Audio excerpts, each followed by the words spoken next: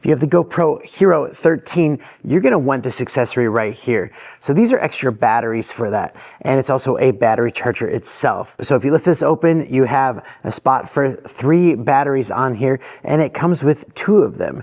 So you can actually use these batteries with your GoPro Hero 13, and it works perfectly. A lot of other third-party batteries, you pop them in and GoPro will not recognize them. This one does. It is designed to work with the Hero 13. Also on the top of this, you have little spots for your TF cards, so micro SD cards, and you can put all of your batteries in there and you can plug it in with USB-C and you can charge them all at the same time, giving you more batteries all charged up, that much more efficient, and just getting you out there and making your videos with your GoPro. It's also very small and compact, easy to tuck in with your other accessories in your bag, and yeah, it's really great. I highly recommend this if you have the GoPro Hero 13, and thank you for watching.